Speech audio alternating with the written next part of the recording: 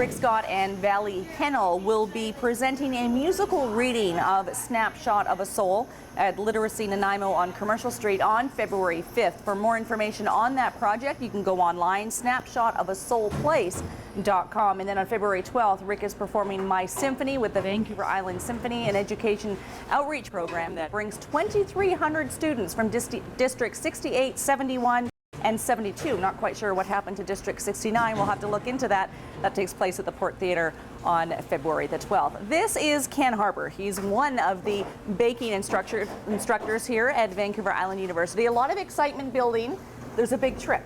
Absolutely, yes. What's happening?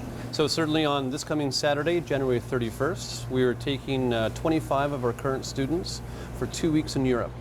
Wow. So we were spending 4 days in Brussels, where we're visiting the world's largest chocolate factory, having some hands-on workshops.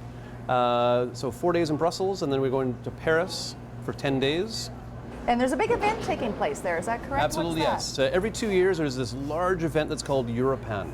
And it's this giant bread and pastry exhibition. It's about 5 football fields in size. There's competitions, there's demonstrations, there's tastings, everything from the small bakery to the large industrial size. And will the students from VIU be competing?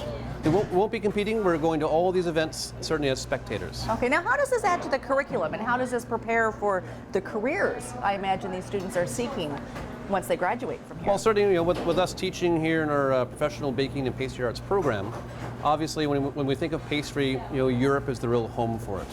And to be able to see the standards of the local neighborhood bakery in Paris, in there, every second block, there's a chocolate shop, a pastry shop, and a bakery. Here it's all a 7-Eleven and a gym, right? No.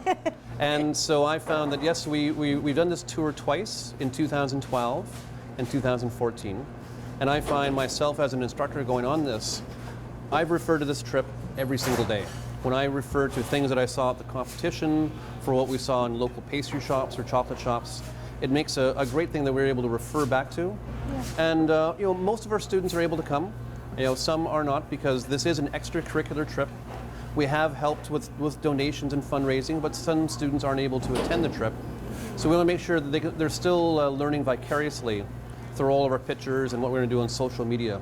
Excellent. Now, I can't help but be a little bit curious. Is Europe so far ahead, if it's safe to say that, in pastries and chocolates and baking because of the history, or because it's more ingrained in the culture there? It is absolutely ingrained in the culture. The standards for a loaf of bread, a croissant, a chocolate, the standards have really come from Europe.